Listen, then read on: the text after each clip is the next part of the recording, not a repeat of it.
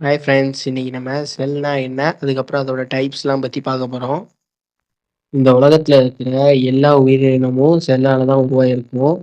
மரம், செடி, அதுக்கப்புறம் மனுஷங்க, பறவைகள் எல்லாமே செல்லால தான் உருவாயிருக்கும்.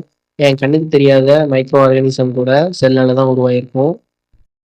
செல்லே இல்லாத ஒரு உயிரினம் இதுவரை அந்த பிளானட் எர்த்தில் கண்டுபிடிக்கப்படலை. 2 டைப் ஆஃப் செல்ஸ் இருக்குது. ப்ரோகேரியாட்டிக் செல், யூகேரியாட்டிக் செல். ப்ரோகேரியாட்டிக் செல்லில் நம்ம சின்ன குழந்தைங்க விளையாடுற பில்டிங் பிளாக்காக எடுத்துக்குவோம்.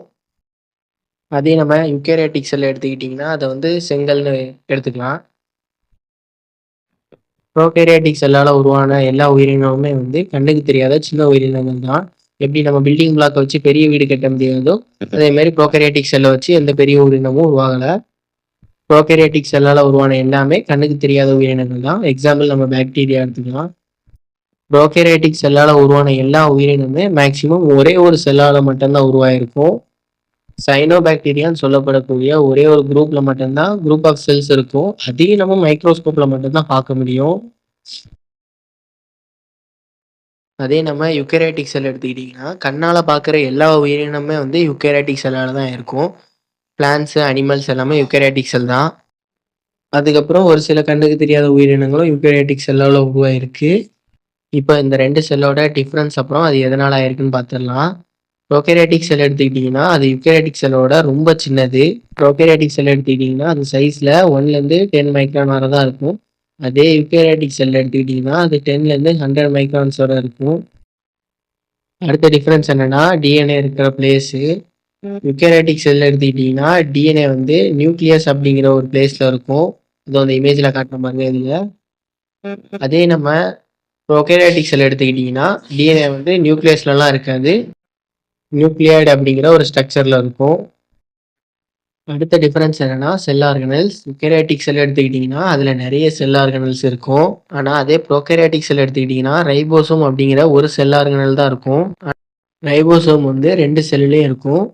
அப்புறம் செல் ஆர்கனல்ஸ்னால் என்ன அப்படிங்கிறத பார்த்துக்கலாம். செல்லு உயிரோடு இருக்க தேவையான வேலைகளெல்லாம் அந்த செல் ஆர்கனல்ஸ் தான் பார்க்கும். எக்ஸாம்பிளுக்கு எனர்ஜியை வந்து மைட்டோகாண்ட்ரியா ப்ரொடியூஸ் பண்ணும். புரோட்டீனை வந்து ரைபோசோம் ப்ரொடியூஸ் பண்ணும். ரைபோசோம் மட்டும்தான் 2 செல்லுலேயும் இருக்கிற ஆர்கனல்.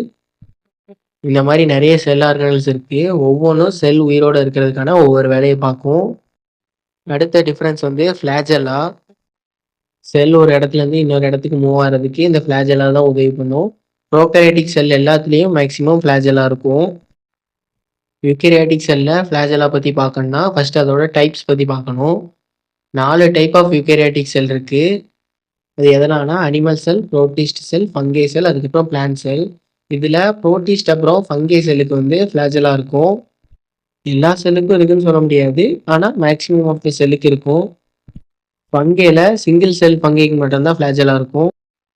அதே அனிமல் செல், பிளான்ட் செல் எடுத்துக்கிட்டிங்கன்னா ஸ்பெர்ம் செல் மட்டும்தான் ஒரே ஒரு ஃபிளாஜெல்லா இருக்கிற செல்லு. மற்ற எந்த செல்லையும் ஃபிளாஜெல்லா இருக்காது.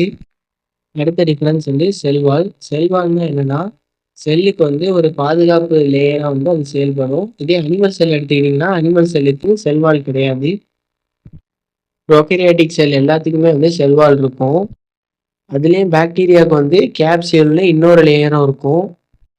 யுகேரியாட்டிக் செல்ல அனிமல் செல்லை தவிர மீதி எல்லா செல்லுக்கும் வந்து பிளாஸ்மா மெம்பரேன், அதுக்கு மேலே செல்வால்னு ஒரு லேயரும் இருக்கும். இந்த செல்வாலோட ஃபங்க்ஷன் என்னன்னா செல்லுக்கு வந்து ஒரு ப்ரொடெக்ஷன் கொடுக்கறது. அவ்வளோதான் கைஸ், வீடியோ முடிஞ்சு.